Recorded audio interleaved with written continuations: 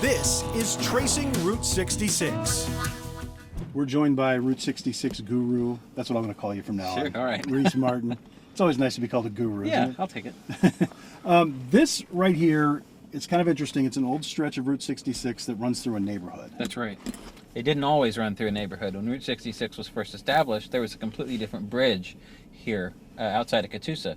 And so the road came in a different way. When they built these twin bridges here, it realigned, and this eventually was turned into a neighborhood. And there are a lot of areas like this along Route 66 that people can kind of explore that may not be a part of, the more modern Mother Road, but are actual pieces of Route 66 history. That's right. Tulsa's really well signed when it comes to our different alignments of Route 66. From 1926 to 1932, it went along Admiral.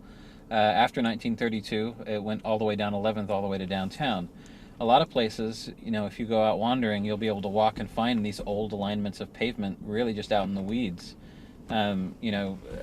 Closest to Tulsa, you can go down near Depew and Stroud, and you'll see these old little what look like access roads off to the side of the highway, but that's actually original Route 66. Pretty cool. And it's for explorers, that's something that's pretty awesome. We're going to take a little drive on this neighborhood road, and it's kind of interesting because they built up a lot of nice houses through this neighborhood, but this right here, would this concrete have been refurbished at some point during the last 60 years or so? It's possible, but even just looking at it, you can tell the makeup of the cement is different than the other roads around here. And so I would wager this is original Portland cement that was poured back whenever Route 66 was established.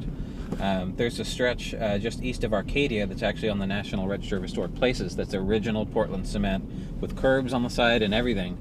And so if you've got an eagle eye and you're looking for it, you can find all kinds of stretches of the road that really have that old feeling, because it really is the old road. And there's that ribbon road stretch too that we've talked about before. Yeah, up near Miami. It's a little 9-foot wide stretch of highway. When it was originally poured, so they figured, well, we'll save some money, pour a road like this, and if two cars happen to encounter each other, one can just pull off to the side. There you go. And now we come to the end of this, and it's interesting because it just kind of dead ends, but you can see where this road once went. Right, and eventually it went out to a bridge that crossed, which doesn't align with the road anymore at all.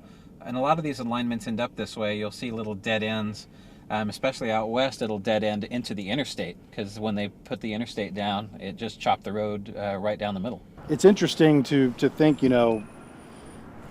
people used to drive through here. This was a piece of history. Right.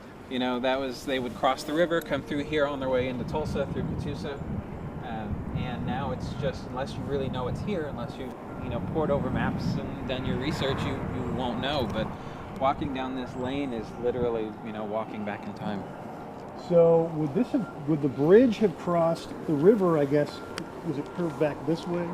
So I haven't walked all the way down to the river on here, but the modern bridge kind of comes over and around, whereas the other bridge kind of went straight. It didn't curve back around like the modern one does. But that was really early. I want to say this was only in alignment of Route 66 for a couple of years before they decided, traffic is really increasing, we need to widen this, and so they just built a couple of new bridges. It is interesting, too, how it's just kind of right along the edge here. That was probably a really interesting view for drivers coming through. Yeah, I'm sure. Back when, it was Model Ts and, all different kinds of late 20s, early 30 cars, you have to be careful with another one coming the other direction. It seems, too, like back in the day when they would, stop using a piece of road, they didn't really necessarily take out the concrete like you do now. Because this, if we were to walk down this way a little ways, it would still kind of be some chunks of concrete and pavement. Right. Some areas, they'll chop it up and reuse it for various needs, but it's, especially from here going west, you'll have areas where they just moved everything and figured, why spend all that money and all that energy to do it when nature will eventually take it over, as you can see is happening here.